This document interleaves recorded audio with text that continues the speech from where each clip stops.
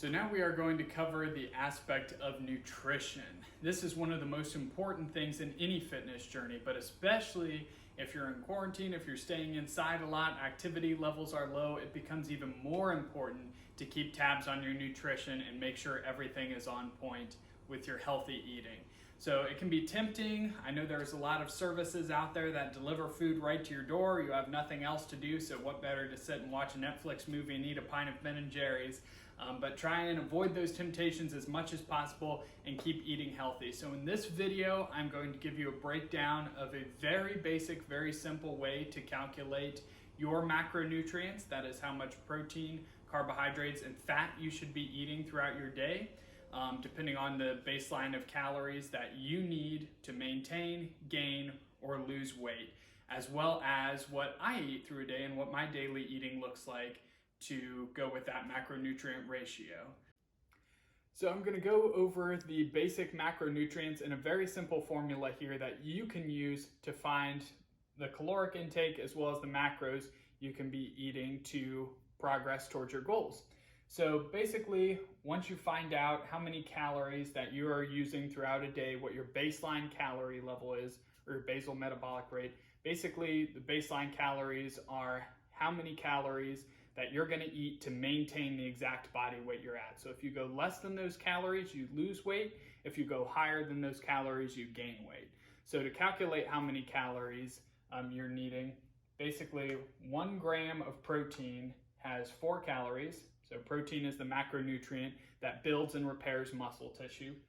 1 gram of carbohydrates has 4 calories, same as the protein. Carbohydrates are an energy source for the body and are typically stored in the form of muscle glycogen.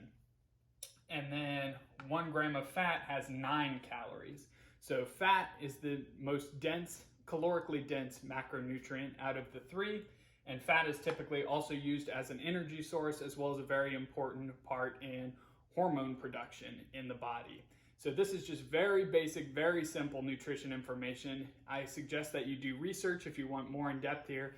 I'm not a doctor, so I'm not trying to give too much advice as far as the nutrition goes, but this is the formula that I use to produce great results. So what I do is I start by taking between 1 gram and 1.5 grams of protein and multiply that by my body weight. So for me, that always stays more towards the 1.5 grams because I do have a lot of muscle tissue and I am looking to build muscle tissue, which is what protein does.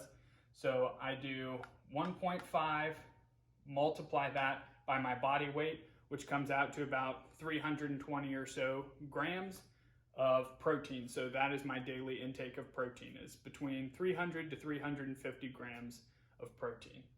Then for fat, I take 0.5, so 0.5 gram of fat, and multiply that by my body weight, which is a little bit over 100 grams. So that is typically my fat level.